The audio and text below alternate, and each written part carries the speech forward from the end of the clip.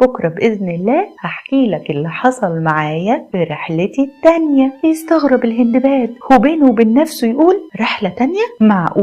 معقول يرجع السندباد للشقة والتعب بعد الراحة والنعيم؟ يقطع السندباد تفكير الهندباد لما ينادي على الخدم ويؤمر بملابس جديدة للهندباد، واداله 100 دينار. شكره الهندباد ودعاله وخرج من عنده راضي ومرتاح يشكر ربنا وفرحان. وانصرف كل الموجودين على أن يعودوا غدا لمجلس السندباد فيسمعوا مع الهندباد المزيد والمزيد من مغامرات السندباد. وبعد أن مضى ما مضى وكان ما كان، تتوقف الحكاية ولا يتوقف الزمان. استنونا في نفس الميعاد علشان نعرف ايه اللي حصل مع السندباد ومغامراته وحكاياته بين البلاد والعباد.